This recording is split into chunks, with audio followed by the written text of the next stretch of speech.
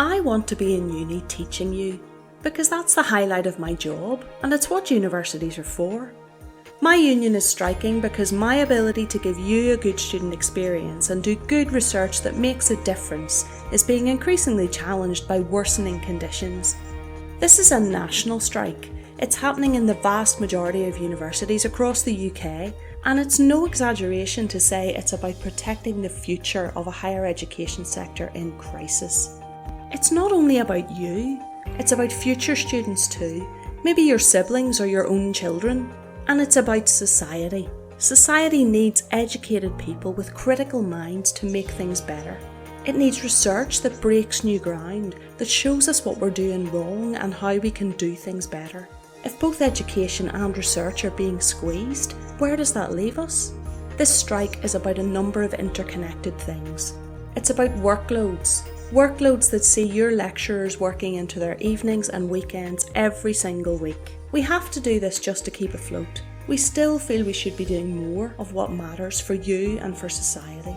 And we have to spend more and more of our time justifying and measuring what we do, which means you are not getting the time or attention you should be, or that we want to give you. It's about casualisation.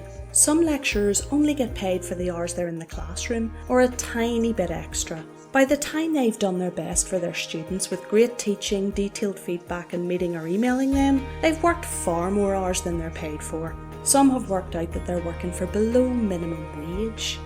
It's about inequality. Students should hear the voices of all groups in society in their classes and in their readings. And people who work in academia should all have an equal chance to progress to higher positions. But there are far fewer women and far fewer minority ethnic colleagues in promoted positions in universities.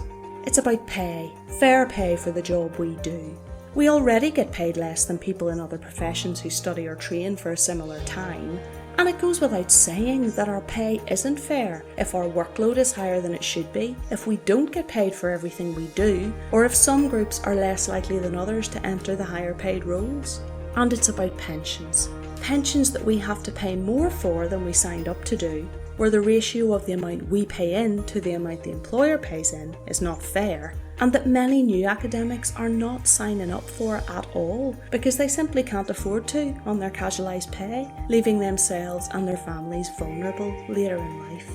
Our trade union has asked our managers to take action on all of these issues many times. Strikes only happen when we believe that completely withdrawing our labour is the only way to get managers to appreciate what we do in our work and the issues we face. We don't get paid for days we're on strike, so it's a massive sacrifice to make for us and our loved ones. I hope you appreciate your lecturers enough to recognise that the conditions I've described are not fair. I hope you realise the damaging effect all of this has on your experience and that of other students now and in the future. I hope you realise that missing some classes and supervision sessions for a few weeks is not nearly as bad as watching the sector get worse for future generations. Follow UCU Ulster on social media and check out UCU's national site at ucu.org.uk. Contact the Vice-Chancellor of the university and ask him what he's doing to change things. If you support your lecturers' action, let them know and visit them on their picket lines. Those chats and messages mean a lot to us. Get involved in alternative university events and activities. Just because the university stops doesn't mean our desire to teach, research and learn does. We look forward to seeing you.